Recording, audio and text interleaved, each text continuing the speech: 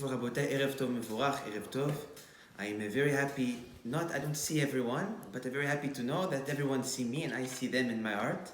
May HaKadosh Baruch Hu Be'ezat Hashem give everyone big beracha v'atzlacha b'siyata d'shmaya gdola. May the merit Be'ezat Hashem of Rabbi Pinto, the merit of Baba Saleh, the merit of my grandfather Rabbi Moshe. May HaKadosh Baruch Hu Be'ezat Hashem bless everyone with all the barachot. May HaKadosh Baruch Hu Be'ezat Hashem open the gates of Parasha and the gate of Yeshua and the gate of Shefa. And Be'ezat Hashem HaKadosh Baruch Hu will send the zivug to all those who are searching for the zivug. And may HaKadosh Baruch Hu hear all our prayers and fulfill all our heart's wishes. Amen. Ken Yatson. This shiur Be'ezat Hashem will be dedicated, first of all, for the refuah shlema of my father, Rabbi Yaakov Ben Arabanit Mazal Tov, which was, Baruch Hashem, everything is fine, but was unfortunately found out that he has this corona. So may HaKadosh Baruch Hu Be'ezat Hashem send him refuah shlema. I hope I don't have it. I hope Rabbi Tzuriel doesn't have it, but that's going to be in the hands of HaKadosh Baruch Hu. So Be'ezat Hashem, all what is going on, it will be all go for the refuah shlema of my father and for all those who are sick with him in Am Yisrael, and not just in Am Yisrael, in the klal of the olam. This is a disease, this is an epidemic that it's not good for anything, it's not good for anyone. So may HaKadosh Baruch Hu Be'ezat Hashem send a complete refuah shlema to all those who are sick. Amen. Ken Yatson. You know, but today Be'ezat Hashem, we're going to speak about Pesach. But more specifically, we're going to speak about Leil HaSeder. So in Abotai, Leil HaSeder is something that there's so much details. There's so many mitzvot, so many halachot, so many customs, a good way to do it, a better way to do it. There's so many different ways that we can do things. And I think Abotai, it's very important for all of us, before entering such a night of Kedusha, such a night of Shekhinah, and a night where Mekubalim say that it exists one time in a year, where a person could achieve such light and such bracha, it's important that we know all what we're supposed to be doing on an halacha standpoint, but also know what's really important that we need to prioritize to make sure that we're doing it correctly. So in Leil HaSeder, there are actually 15 steps. The 15 steps are Kadesh, Uchatz, Kapas, Yichat, Magid, Rotza, Motzi, Matzah, Maor, Korech, Shulchan, Orech, Tzefon, Barech, Alel, Nirtzah. It's 15 steps that we do throughout the Leil HaSeder that I would like Be'ezat Hashem to take one by one and break it apart and explain it and give it the halachot, the customs, what we do, what we don't do, what can a person do in certain instances, and where we can be easier also in other times. But before so, Abotai, I would like first of all to speak about the three most important things that exist in this night. So Be'ezat Hashem, Abotai, in this shiur, we're going to start, maybe we're going to do just Kadesh, which is the first one. Throughout the entire shiur, we're going to see a lot of detail. We're going to see a lot of detail on the perspective of halacha, whether it's halacha of how we should think, how we should do bracha, how should we not do bracha. We're going to see a lot of details of how we act, that our actions make a big difference.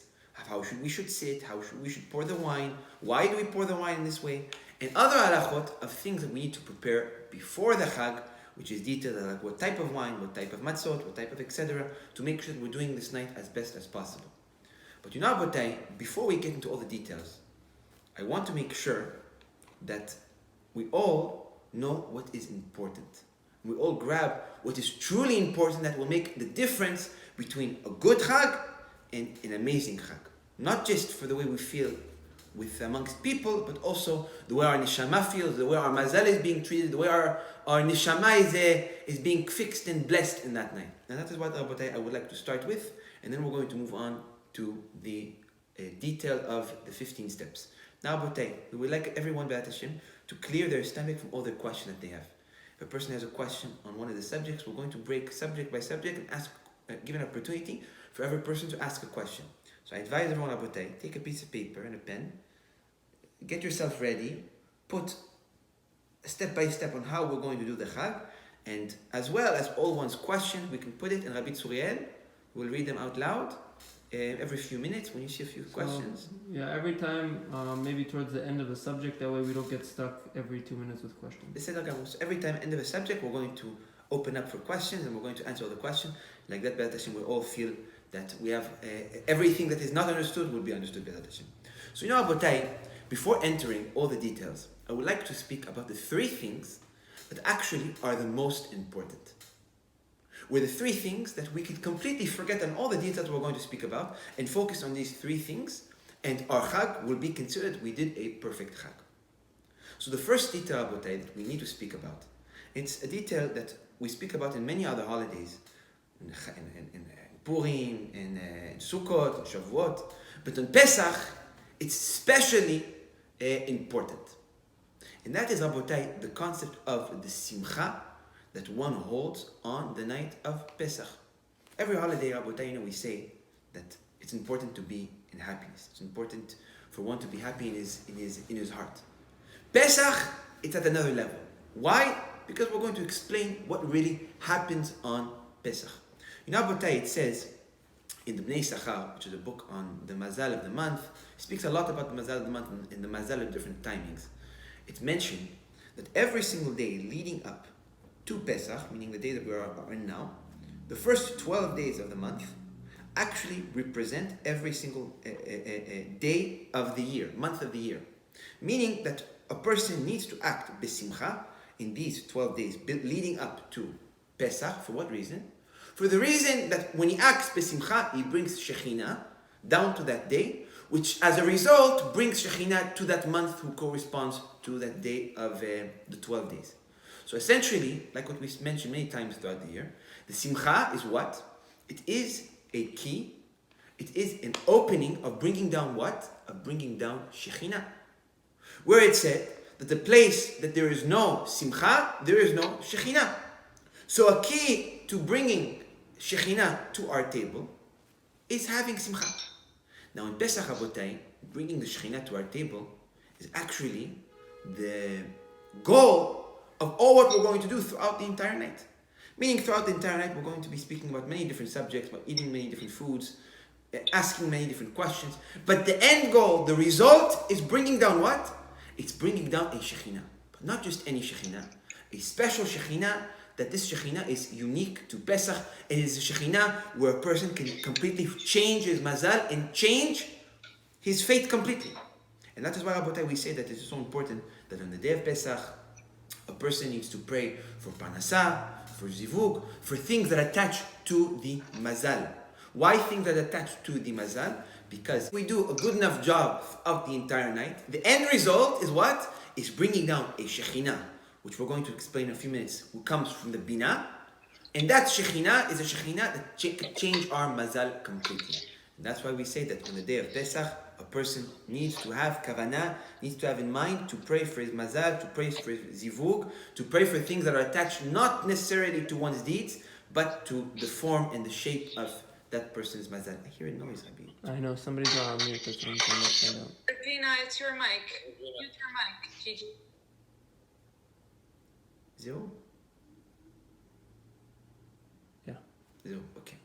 So, if we're able to do the Seder perfectly, we will achieve this blessing and we will achieve this level of changing our mazal. But the first step that either can start the process of bringing out the Shekhinah or completely make it impossible is simple. The first step is being besimcha.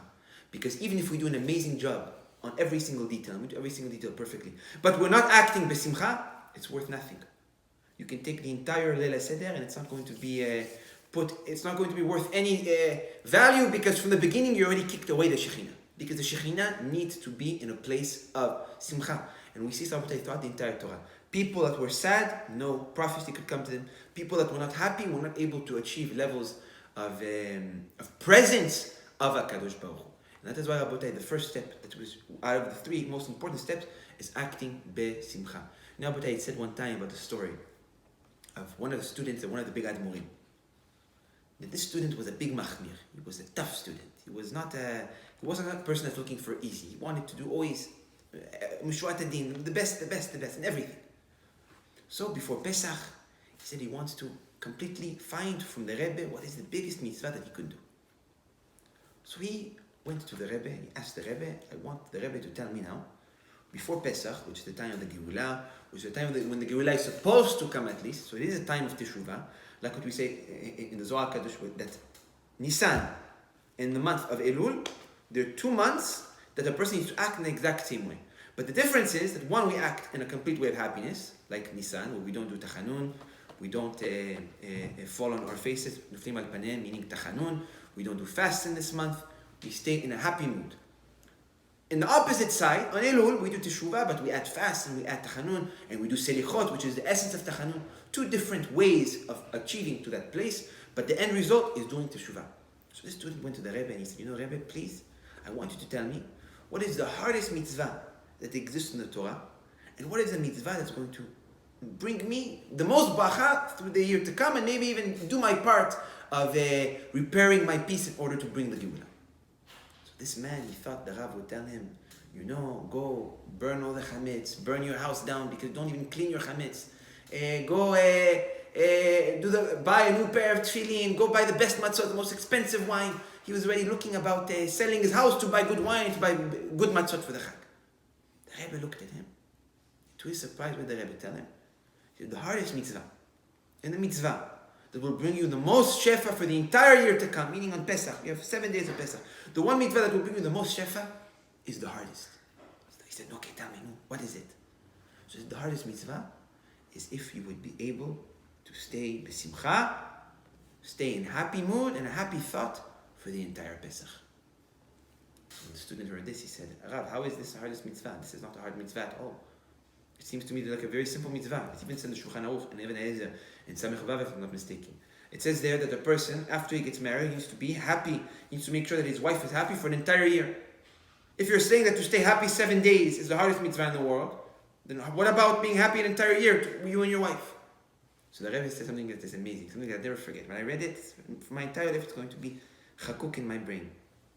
The Rebbe said, that entire year that you have the obligation to make sure that your wife is happy, the obligation falls on you to make her happy. But you don't have to be happy. Meaning your wife could be happy and you can be sad, and you kept the mitzvah of keeping your wife happy for an entire year. But on Pesach, it's not like that. On Pesach, for 7 days straight, we need to be in complete simcha. But not that you need to make other people happy. That you need to cause yourself to feel in your heart happiness which is so deep that not even one moment you're going to be sad or stressed or anxious or upset or something like that. And if we're able to do that, it's the hardest mitzvah. The hardest mitzvah. But it's the mitzvah that brings us the most shefa. Because it's the first step of creating a platform, of creating a base where Shekhinah, where bracha could sit. If that doesn't exist, Pesach is not worth nothing. You can throw it out. It's finished. That is the first step of the day. The second step, which also works hand in hand with the first step, the first most important thing, is shalom and lack of kas. In the Mekubalim, in so many books, the Arizal, the Ramchal, the Rashash, give so much importance, especially on Pesach. A month before Pesach, we work so hard. We put so much effort to prepare everything, to get the best wine, to get the best matzot, to make sure the house is clean. We put ourselves in slavery in order to take us out from slavery on Pesach.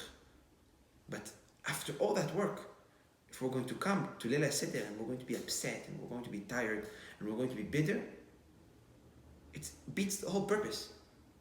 So the second most important thing is acting in a way of shalom, peace, between one and his wife, between one and her husband, between one and their siblings, between one and their best friend, between one and their parents, being beshalom and taking out that impurity which is called anger, which is called kas.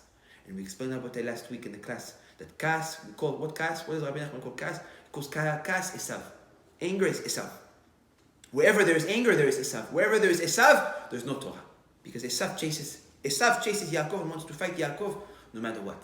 We say the angel of Esav fought Yaakov. What Yaakov? Yaakov represents Torah. Why did he fight specifically Yaakov? Because Yaakov represents Torah. In Esav and Torah, anger and Kedusha cannot live together. Where it says that a person which is angry, it's as if he's Oved Avodah Zarah. It's as if that he's doing idol worship.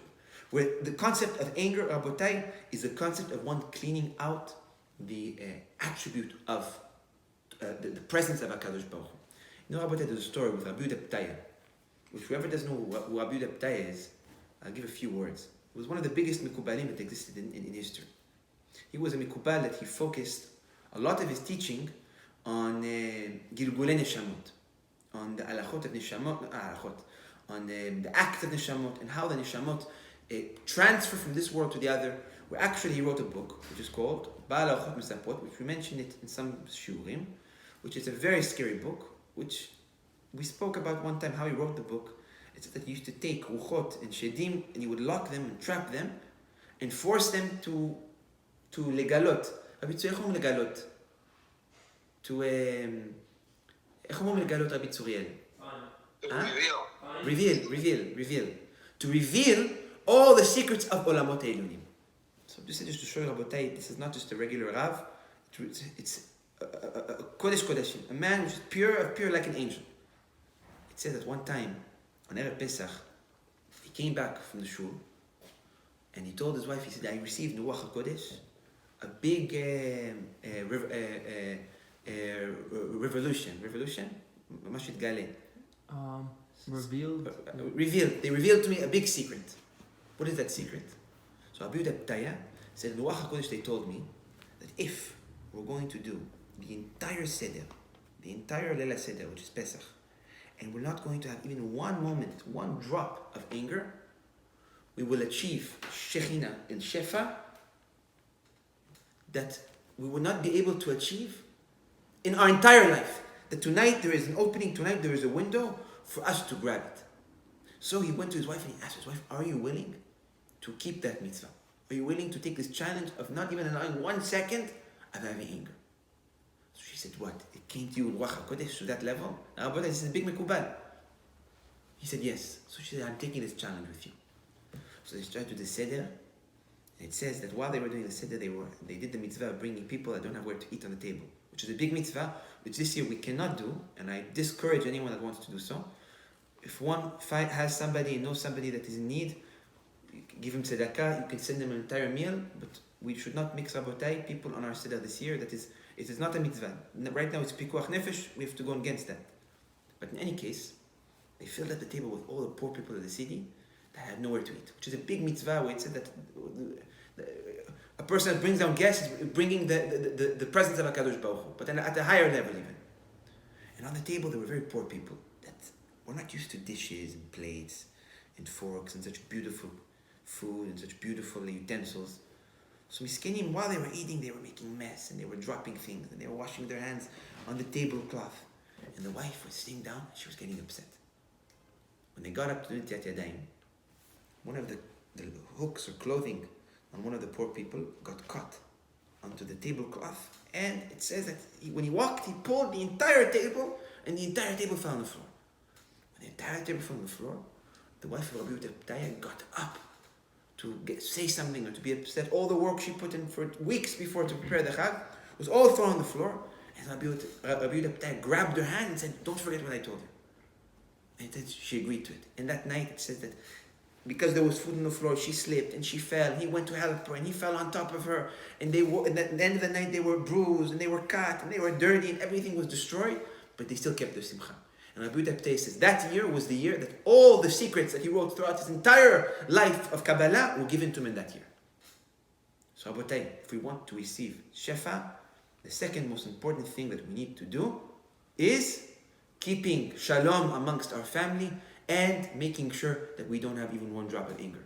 And like I said, Rabotai, these two steps, if we don't keep them, we can do the detail to at most precision. It's worth nothing. We need to make sure these two things are kept very well.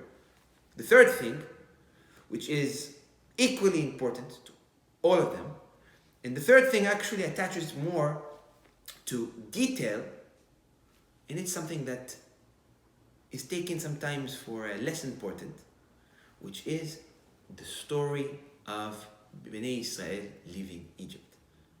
You know, Abotai, this could seem like a very simple thing.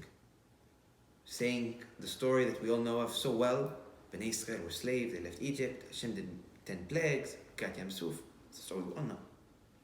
But the story of Bnei Israel leaving Egypt, and all the books of the Kabbalah, in the Zohar Kadosh, in the Arizal, which we're going to get into a little bit, teach us that the most important thing that a person can do in the entire Leila Seder is to dissect and to tell the story of Yetziat Mitzrayim with joy, with happiness, but to get to as much as detail as possible.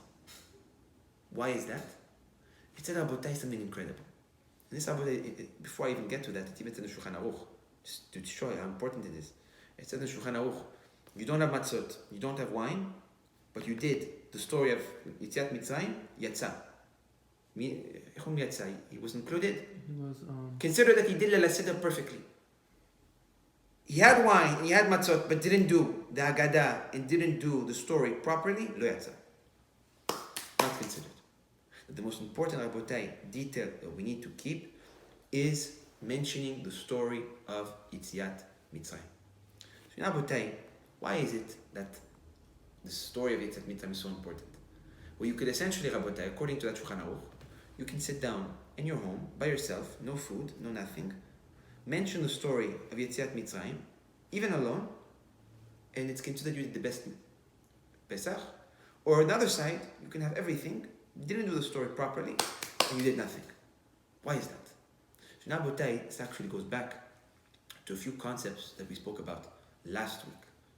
You know, Botai, Arizal teaches us the whole concept of Pesach. What is Pesach? Arizal teaches us in Kitvei Arizal that Pesach is what? If you take the word Pesach, and you break it in half, what comes out? Pesach.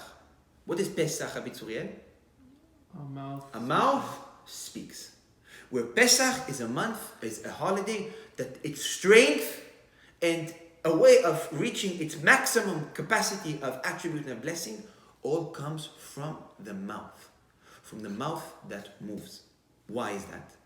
So we say, Abotai, something simple. You know, Abotai, in the Zohar Kadosh compares the Egyptians to what? The Zohar Kadosh compare the Egyptians to the throat, to the Garon.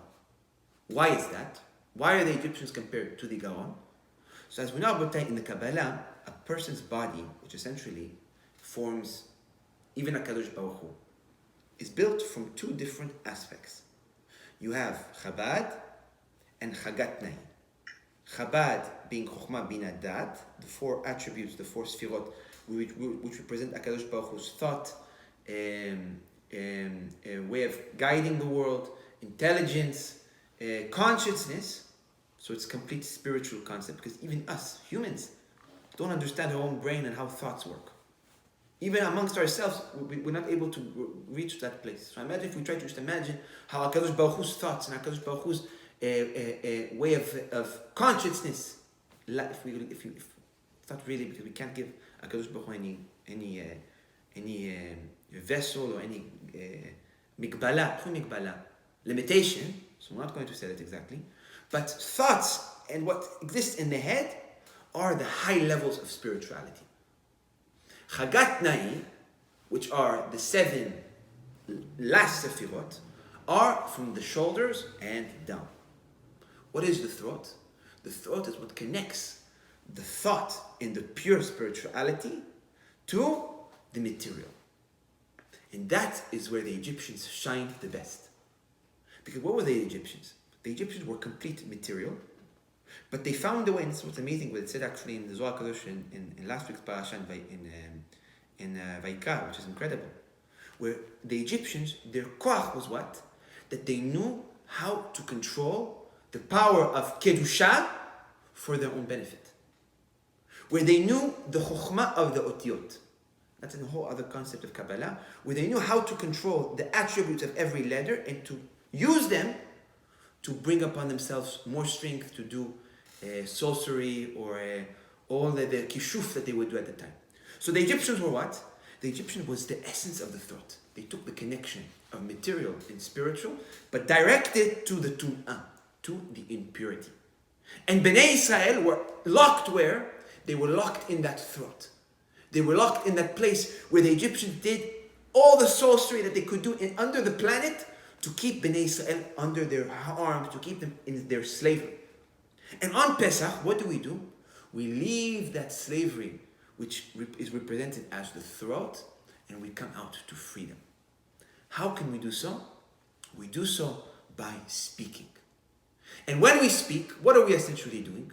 We are taking those words from our chest, releasing them through our throat, and they come out of our mouth, and they become free when they leave our mouth. Where it's essentially considered to be what? We say it's the kindness, it's the chesed that comes out of the throat. And even if you take the word Mitzrayim, it comes from what word? Arizal said Mitzrayim mimakom tzar. What is Mitzrayim? Mitzrayim comes from the word from a place which is tzar, from a place where it is narrow. And that's what every single word of us goes through. Our words go through makom tzar, through a narrow place, in order to come out and to be free. Now, why is that so important, Rabotai? It's important for two reasons. Because as we know, Rabotai, when HaKadosh Baruch Hu did certain miracles or acted in a certain way in the past, that action, those miracles, were actually creations of their own. What does that mean? It means Kriyat Yam Suf, the act of redemption, whether it's the redemption of Purim, the redemption of Pesach, the redemption of all the other Chagim, whatever it is, whatever act Hashem did, He created a creation. What's that creation?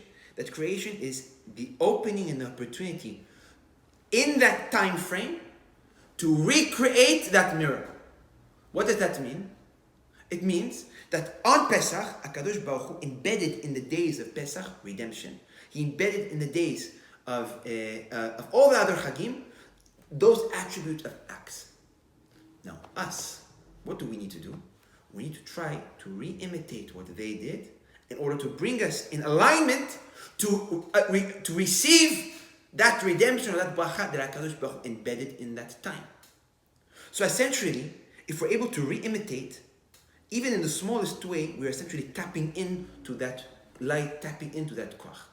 So when we act, that same act of releasing the dibur, the words, which are the mazal of this month, Pesach, what comes out from our words, we are essentially bringing upon ourselves the opportunity to be a vessel to receive that beracha that came down to the world when Bnei Israel left Egypt. Which I will tell you something incredible. Arizal says, Pesach brings Pesach. What does that mean? A mouth which is Pesach, a mouth which is speaking, like we said, if you take Pesach and you break it into two, Pesach, a mouth that speaks. A mouth that speaks on Pesach brings upon you Pesach. Again, why Pesach again? Because what is Pesach on the other side? How do we call Pesach in English, Rabbi Tzuriel? How do we call Pesach in English? Passover. Why Passover?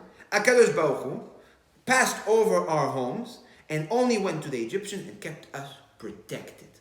Now, we're not going to get into that. Was it HaKadosh Baruch Hu that jumped over? Some say that HaKadosh Baruch Hu stood His presence amongst the homes of Bnei Israel. Then there was other mashchitim, other angels that were actually going and killing some of the Bechorim, and then other of the Bechorim, HaKadosh Baruch Hu was taking care of. That's another limud that maybe we're going to do actually. It's actually a very interesting thing. Maybe we're going to do a shua about it before Pesach. But in any case, HaKadosh Baruch Hu passed over, which also attaches to the month of Nisan. Why? Because we said, Abotai, that there are 5 different aspects that attach to the month of Nisan.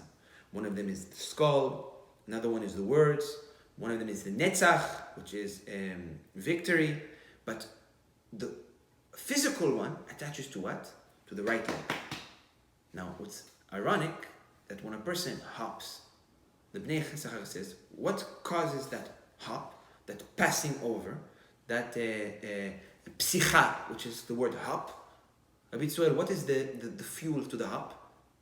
The right leg. Mm-hmm. You usually from the right leg, you give yourself enough strength to do that jump. That is inside the mazal of the month. If you want HaKadosh Baruch Hu to be in your presence in Pesach and to be with you on the day of Pesach, what do you need to do? You have to have Pesach. Your words need to be the one that will bring HaKadosh Baruch Hu. After we use our words and we speak the Agadah and the stories of HaKadosh Baruch Hu, we cause the passing over into our homes. Where we cause HaKadosh Baruch Hu to bring His presence into our homes in order to prepare that platform to receive big blessings and to receive a personal redemption as well as a redemption for Klal Am Yisrael. So the first step is what? It's our words. Speaking as much as possible, doing as much as research on every detail of Pesach. Every detail, every plague, what happened, when it happened, how long it happened, and to mention everything. The more we're able to do so, the more bracha that we will bring. And even more so, it says Rabotai in the Zohar Kadosh in Parasha Bo and page Mem, something incredible. Something incredible. It says there in the Gemara, what is the concept, in the Zohar Kadosh Mechila, what is the concept of speaking and saying the story of leaving Egypt on Pesach. So there is something incredible. It says, when one speaks about Yetziat Mitzrayim on Pesach, a few things happen. First of all, he awakens the Bina, which Bina is essentially Geula, because we say about the AT level, at the time of the redemption, the Bina, which is one of the Chabad, one of the thoughts of HaKadosh Baruch Hu, Chokhmah Bina Dat, the Bina will be the one that will give light and life to the Gvura, to the strength to fight Yetzirah and to clean the world before the redemption. Now, Bina is where the redemption receives its life. When a person speaks about the stories of Yetziat Mitzrayim, what happens in that moment? The Zohar HaKadosh says, the Bina starts to illuminate. But that illumination gets pointed and gets directed towards what? Towards the Malchut. Which Malchut, Rabotai, represents what? Malchut represents material, represents this world. It's kingdomship. Kingdomship is things that are very, very material. But in the Malchut also are included the 7 pieces of physical, of Chagatnei. Because like we said, Rabotai, Malchut is the one Sephirah that holds all the other Sephirot within. So the Bina starts to shine light on the Malchut, which essentially causes what? Causes a connection, causes a reparation between the spiritual, which is the Chabad, and the physical. Essentially doing what? Bringing both worlds together, which is the entire concept of the Geula, of our tikkun, of reparation of this world. We repair the world to bring them together. Now, the moment that happens, it says a special light that is unique only to when this happens. Where the only time that the Bina can shine this light to the Malchut in this way is only on Pesach. But when that happens, what happens in that moment? It's that HaKadosh Baruch Hu, his kingdomship on the spiritual perspective greatens. Mitgaber. And at that time, the light that was shined down to the world, when Bnei Yisrael were crossing Egypt, crossing the ocean, that same light becomes available. Where we say, Ra'ata shivcha alayam, shelo ra'a Yecheskel ben Buzi b'marei Makava. It said that a slave, a servant slave woman, was able to see in the Shekhinah, and she was able to see the light of HaKadosh Baruch Hu in a way where even the prophet Yecheskel ben Buzi was not able to see in Marei Makava, which is incredible. Because it's a light that only exists at the time of Geulah. And that light was shined when? When Bnei Yisrael tore through the ocean and they left Egypt. That same light becomes available. And that same light comes down to the world by speaking the words of the story of Yetziat Mitzrayim. So essentially when we say these stories, it's not just a story. Essentially what we're doing is we're re-imitating and we are mechakim. Waiting? We are imitating. Imitating? We are imitating that same light and recreating that same light that came down to the world when Bnei Yisrael left Egypt. But now as a result, what happens? The Zohar HaKadosh says, Rabotai, something incredible. It's when HaKadosh Baruch Hu starts to feel that happiness where the Bina and the Malchut are one together and they're shining one another, and that light of redemption is coming down to the world, that Shefa of redemption is available to the world. That's why we said Rabotai, Pesach is so important for even self-redemption, because redemption is in the air, Netzach is in the air. He says in that moment, HaKadosh Baruch Hu calls all his angels. And he tells all his angels, go down to the world and tell me what are my kids saying. I want to hear what are the words that my kids are saying in a night like this of redemption. And it says about that all Malachai Sharet, Pamalia Shel Mana, all the angels of HaKadosh Baruch Hu come down to the world and they go table. Meaning that when we're sitting down on Lela Seder and we're drinking and we're eating, we have to keep in mind that we're not alone. Not only do we have Eliyahu Navi, we're going to speak about the chair of Eliyahu and the cost of Eliyahu, we have all Malachai Sharet with us. And the Zohar HaKadosh says they sit and they listen. And they record somewhat, because even we spoke about in different classes, where there are angels, what we call them Anei Hashem, that their job is like recording. Same thing. They record all what we talk about in the table of the Chag. So they're recording that they're saying, HaKadosh Baruch Hu saved Bnei Yisrael, took them out of this, gave them 10 miracles, the 10 plagues, tore the sea open. And the angels are recording all these miracles that HaKadosh Baruch Hu did for their kids. After they record all what they saw, they go back to HaKadosh Baruch Hu. And then when they reach back to HaKadosh Baruch Hu, they say, HaKadosh Baruch Hu, you're not going to believe. Your kids are in exile. They are slaves to all the nations in the world because we're spread out all around the world. And look at what they're saying about you. And they start to replay every single word that we said on Pesach, on Lela Seder. And they replay it word for word. HaKadosh Baruch Hu hears all the stories of the miracles that we are glorifying and we are mentioning on our tables. It says when HaKadosh Baruch Hu hears these words, it says that the will to go save his children becomes the only thing that exists in the world. Where he gets up and the only thing he wants to do is go and pull his children, which even though they are exiled, even though they're thrown to be slaves amongst all the nations, are still talking good about him. He gets up and he wants to go bring the Geulah. And that is why Rabotai, Pesach is the night of the redemption. It's the night of the redemption because it's the only night where, first of all, a Shekhinah of redemption exists, and second of all, HaKadosh Baruch Hu wants to do it. Why? Because we are rooting for him and we are mentioning all those miracles that he caused and that he did at the time when Bnei Yisrael left Egypt. The Zohar Kodesh brings an analogy, which is very rare for the Zohar Kodesh to bring an analogy. But the Zohar Kodesh says, it's like a king that is sitting, his entire nation is rooting for him. And they're screaming and they're giving him strength. And they're saying, our king, you are the best, you're this, you're that. Even though that not everything is perfect, but look at all the good that you gave us. What's going to happen? That king is going to be proud of his nation. He's going to want to give more to his nation. So it's the same thing.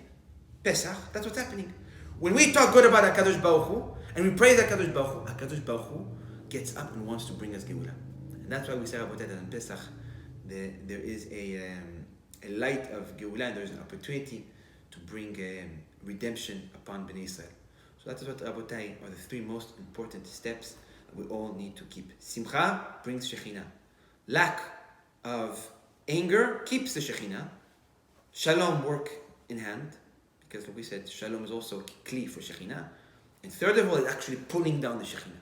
So it's two steps of cleaning, making sure that the home is a keli, a vessel to receive, and then we pull it down when we see the stories of Yetziat Mitzrayim. And we'll see, Rabotai, even in the halachot, there are halachot which don't make sense. There are halachot that Chazal say they go against other halachot. And we're going to get into a few instances where black on white they are contradictory to what we do in Shulchan Aruch. But we do them in order to find an opportunity or to find a place to mention the stories or to find a place where we could cause the kids to ask a question. Because the whole goal of the night is to speak as much as possible on the story of Pesach. As much as possible. Whether it's asking questions, why did HaKadosh Baruch Hu do this? How did HaKadosh Baruch Hu do this? In every single step.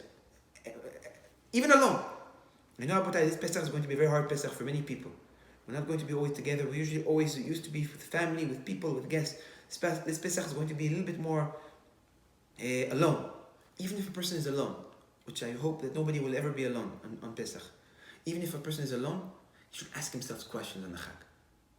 On why this night so special on all the other nights. On why tonight we do this and on all the other nights we do this. And why HaKadosh Baruch Hu saved Bnei Yisrael. And how HaKadosh Baruch Hu saved Bnei Yisrael.